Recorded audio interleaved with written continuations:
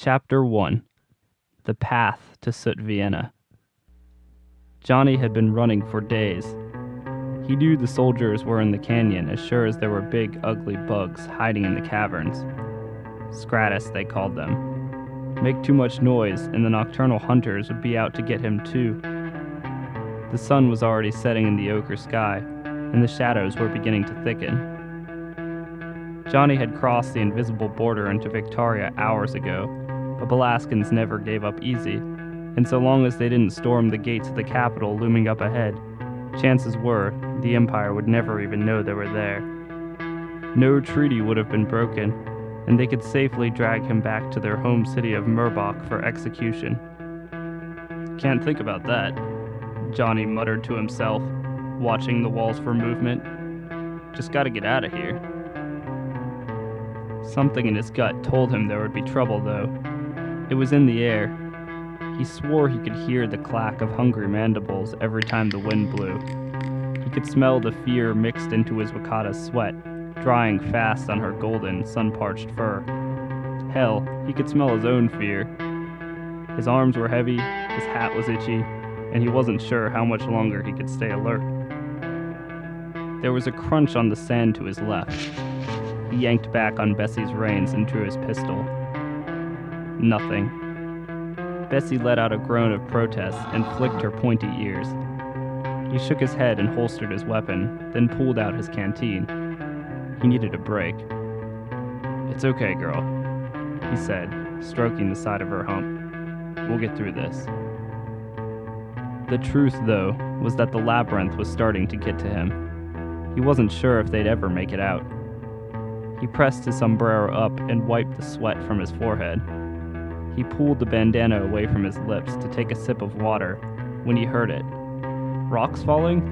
No, hooves. Heavy hooves smacking against the chapped earth. A troop of Balaskans and their mighty tri-horns rounded the bend in a rumpus of dust, their black suits glinting from a spot of light still left in the canyon. Johnny couldn't read their expressions beneath their full-faced helmets, but he knew they were pissed. Maybe pissed enough to ignore their orders to take him alive. "Go, Bessie, go!" He clapped his feet against her sides. Bessie launched forward with a frightened grunt, her exhaustion forgotten. Her sprint wouldn't mean a damn thing if he didn't do something, though. Tri-horns were far faster in a charge. He imagined them smashing their massive, bony spikes into Bessie's backside, saw her calling out, blood spattering, his body cracking against the canyon wall. He drew his pistol and twisted around, taking aim at the Balaskan commander. The pistol jumped in his hand as he let off round after round. The shells counted down his chances. 9, 8, 7, 6. The weapon clacked over the roar of the wind.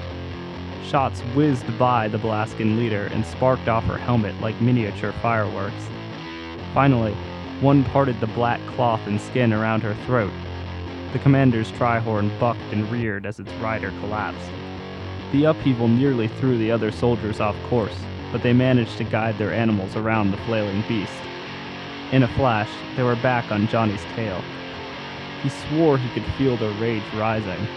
His heart hastened as one of the soldiers drew a straight sword as black as his suit and forced his tri-horn faster.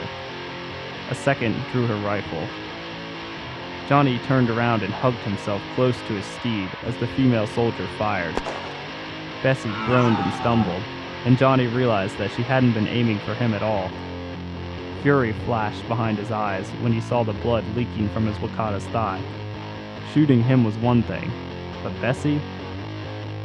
He unsheathed his broadsword as the man with the blade closed in. Johnny could see the emblem on his shoulder now, the Confederate Iron Cross with the black Balaskan fist inside. After his misadventures in the north, he'd come to hate it as much as the Victorian crown. The tri-horn's reptilian scales roughed against Bessie's side as the Balaskan swung in hard. Johnny blocked the attack with the curved edge of his sword. Sparks splashed from both their blades, and their animals bounced apart. He hacked back at the soldier, but the man parried and thrust his sword toward Johnny's chest. Johnny caught the blade with his golden metal hand, sneered, and kicked the man off his mount. The Balaskan let out a yelp and tumbled across the barren earth, where his own tryhorn trampled him to gore.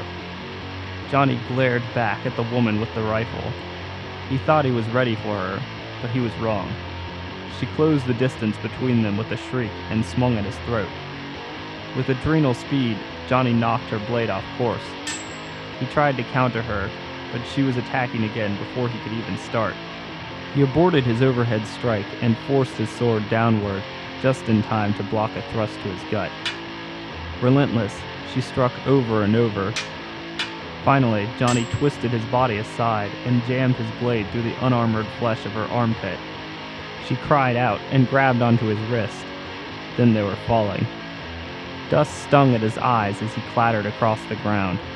Massive hooves crunched through the woman's armor and smashed into the sand, just barely missing his face. His joints cracked and smarted as he tumbled and twisted across the canyon floor. When he finally stopped, his head was spinning and his eyes were stinging with sand. He knew he was lucky to be alive, but if he didn't move quick, he doubted that luck would hold. Where was Bessie? Where was his sword? The dust began to clear, and the sounds that had been concealed by the tryhorn's trampling hooves began to emerge all around him. Hungry whoops, skittering feet, gnashing jaws. His worst fears had come to pass. The Scratus were awake. Still worse, another dark figure was looming over him, his rifle leveled at Johnnie's face. Johnnie Bernstein. More Balaskans dismounted from their steeds all around the new soldier. By order of the Great King, you are under arrest. Johnnie spotted his sword and ran for it. He didn't care if they shot him now. There was no way they were taking him back to Balaska alive. Stop him, the commander yelled. A tortured scream. Sand and blood blasted up from the ground. Explosive hisses cut through the canyon. Gunfire. Orders. Johnnie rolled and snatched up his blade. He whistled for Bessie. The sand surged up in front of him, massive scythes swinging down toward his body. He drew his pistol and fired into the dust as he charged toward his mount. A handful of her golden fur, and he was on her back. "Hurry, girl, hurry!" he yelled. The end of the canyon wasn't much further. Glittering sand lay in the distance just beyond the dim hall of rock. The whooping was everywhere now, louder even than Bessie's hooves. Behind, the gunfire rang on, cluttered with death cries. The shadows seemed to chase him from the canyon. Finally, relief. Johnnie turned a corner and exploded into the safety of the open desert. Screeching, clawing figures swung after him, their appendages flailing at the edge of the shadows. Slowly they retreated, squinting and clacking at the sun. Their eyes didn't like it, and they had other prey.